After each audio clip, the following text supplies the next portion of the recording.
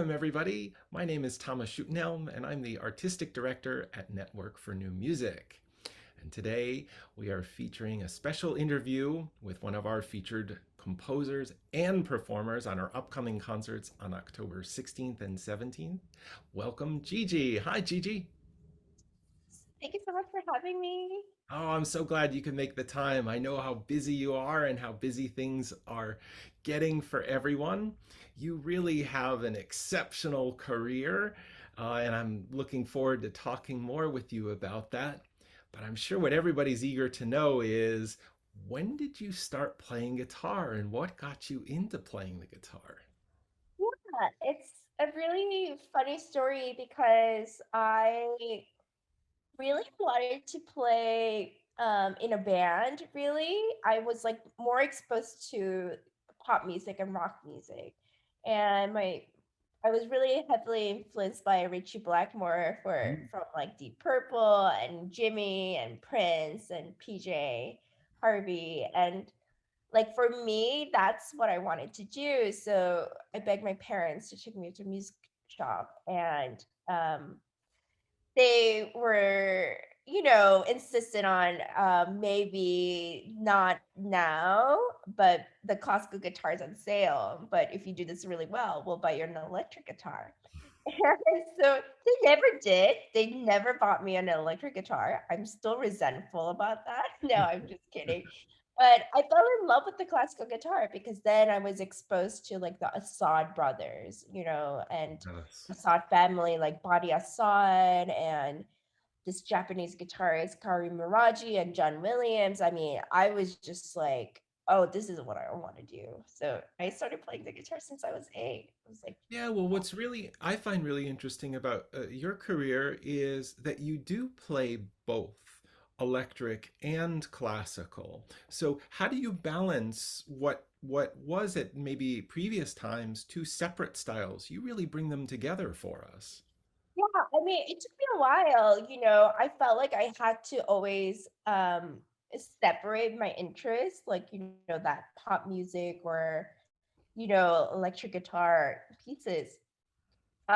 Because I came from very, I guess, like traditional, rigorous conservatory training. And, there was no mention of electric guitar, and also rarely new music also. And I struggled with this for a very long time. And then, I realized like, oh, there's no repertoire police. I can do whatever I want. And I started, incorporating electric guitar in my recitals since like my senior at Curtis. And I realized that it was something that I felt so fulfilled and happy with my repertoire. And, the ballast is kind of, it is a different instrument. The neck is different. The technicality is different. The setup is different. But it's like with anything, like if you're really good at time management and you're not, it's kind of I always my teacher always said this. It's like spinning the do you guys know these like spinning um plates, right? Oh If you yeah. spend too much time Yeah. on one thing, everything else falls apart. So it's kind of like a really, like a nice balance. Like, electric guitar is a different instrument. So I always make sure that I'm always having my chops on everything, on the pieces that I'm gonna play. Yeah, I use that metaphor about spinning plates all the time. Oh, Um, really? is that really the key to your success is that time management and making sure that you're devoting enough time to each? Yeah, because like I mean the real problem that I have is like I get bored easily. It was so bad. I mean, I love learning new pieces, and I have diverse interests, like, not just like new music. I love playing, you know, I guess like doom music, drones, and like Mhm. I'm composing my own music. And I also love chamber music. I mean, I do a lot of things. Like I feel like just this season, I'm recording and I play a lot with my violinist Tambi, which is also like an hour and then 20 minutes of traditional rap.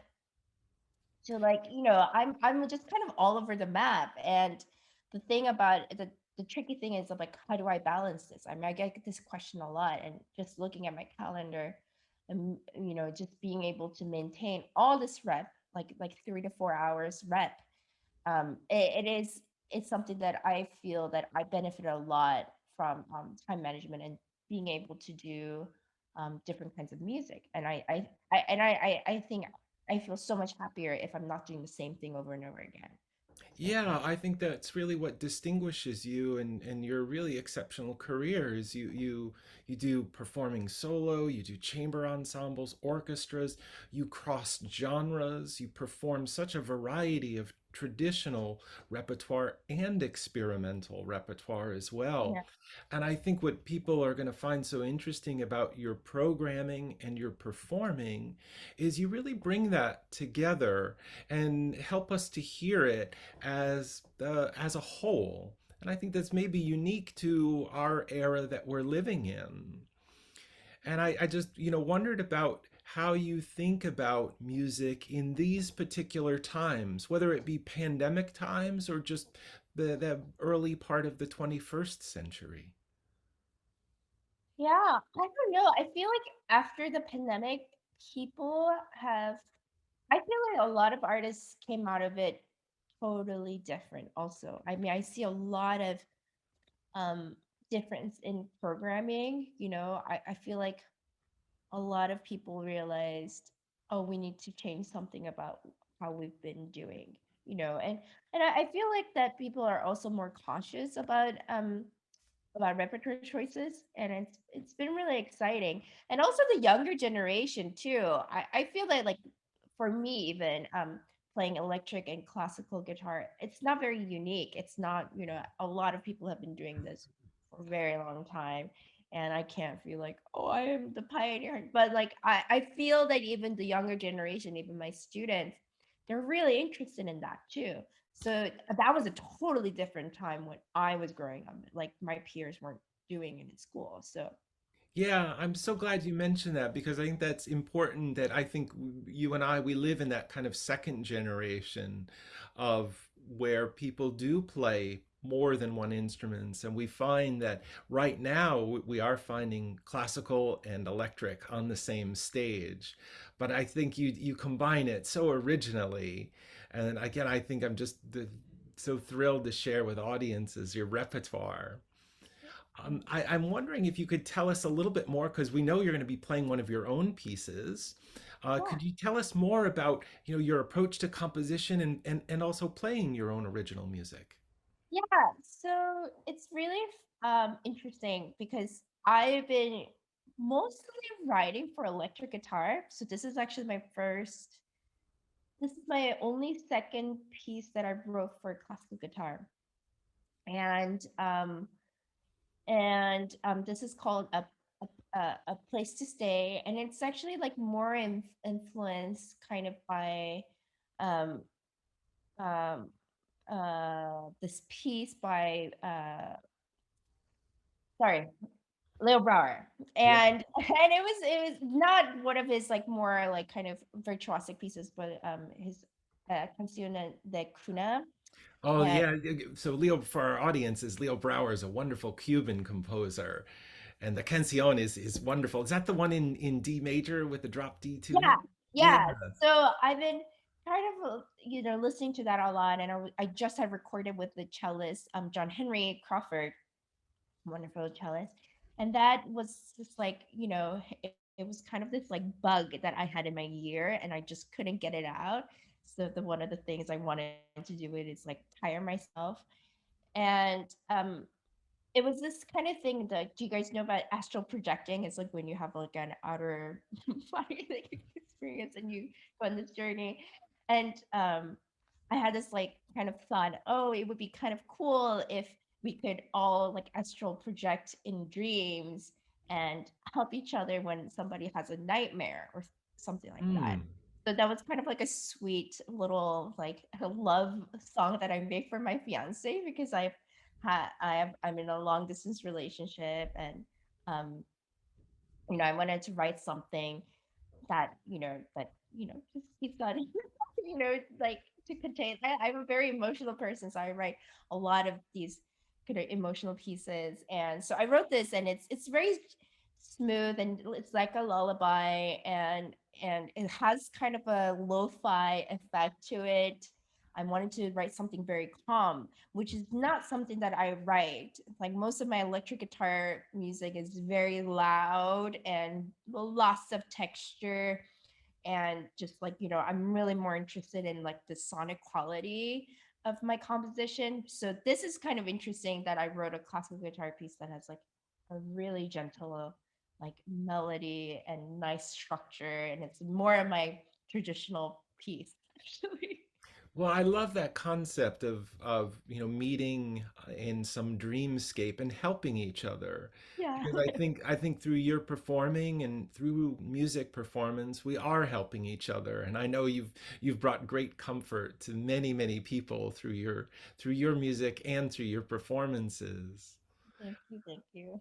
I also know that you're a devoted teacher and you do a lot of clinics, and you're presently assistant professor at Arizona State, and you'll be moving to Arizona, and you are sort of bringing in a whole new generation of students, and really encouraging the inclusive attitude that you had. Tell us a little bit about your teaching activities and your approach to teaching. Yeah, I love teaching. I've always taught, and I always knew that I was going to be a teacher from early on. I actually work really well with other people. I'm not a very solo kind of person. It's so funny. I chose this path as a soloist. But no, it's I've had a really great time in Arizona, and I'm really sad to leave. And I'm moving to Indiana, and in 23 May, but it's just been such a joyful ride because everyone that I taught um has been so different and interesting and so different. I always felt like, you know, it's interesting. Like my approach to teaching is that I want to help. I'm more of a customer service. It's so funny. Like I got asked this question. Like you do so many different things. You do new music, and how do you like force people to play new music? Do you do you make them play electric guitar? I was like, no. Like just because I do it doesn't mean I want all of them to be like me. And I respond this like, I don't want to make mini me's like from Austin Powers, $1 million. I don't want to because that is not my goal. I don't care about making my what I do is important. You know what I mean? I don't want to make me Gigi's. That is not what I want to do. I feel that I get more satisfaction when I help students to achieve something that they really wanted to do. Like, so to give some examples, I had one student who came in. He's like, I want to transcribe and arrange the entire Gustav Holst planets for guitar, and that's what I want to do. And I was like, no, but it was really fun. And I also had one student who wanted to write Charlie Bird in the style of like the going through all the stylistic um thing with from like the baroque to kind of like bossa nova and everything, like write their own music. I had a student who really was like in my lessons, like she was playing the Spock piece, and she was just like one day like, can I just can I just show you some of this singer songwriting stuff that I've been doing, and can I just show you it to you? And I had tears in my eyes when she sang for me. And I was like, I had no idea. But that's the thing. I get most happy and most satisfaction when I feel that I've created an environment where the students can really explore and find their true identity and voice. That's that's kind of my teaching philosophy. And also I'm okay not knowing everything. I feel that sometimes maybe teachers, it's a vulnerable thing. Like you're in this power position that you feel like you need to know everything, and of course you want to help, but I've became after during the pandemic, I've realized like when we had to change everything about the way we taught and like through Zoom and everything. And I said like I have no idea what I'm gonna do, but let's go through this together. And I've really learned a lot through that, and that's okay with that, learning together as a process with the students. Yeah, I think there's been a big shift from that in pedagogy about that teaching through an authorial voice, through one that's just in more encouraging and cultivating the individual interest. And you do that so well. I think you also do that in your performing. You bring out things that I've never heard before in pieces that may be familiar to my ears. And I think that'll be really exciting for me and for all our audiences. Now, I know you have a local connection here too. Tell us about your connection to Philadelphia. Yeah. So I went to Curtis Institute of Music and I graduated in 2015. So it's been a long time since I've last been here. And I'm going to be there for their Wednesday tea time at 3:30 to 4:30. That is like this tradition that they have at Curtis, and they do this tea time, and I'm so excited. And it's been 7 years since I've been back to Philly, and I love the city. I lived on 16th and South, and I also lived on 12th and Pine.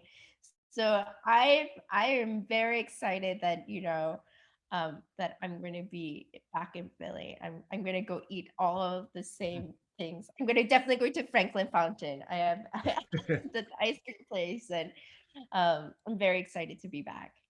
Well, Gigi, we're so happy to have you and able to host you as our featured performer on our October 16th concert at Settlement Music School and October 17th at Haverford College. Thanks so much for sharing some of your time with us, Gigi. We greatly look forward to having you for our concerts.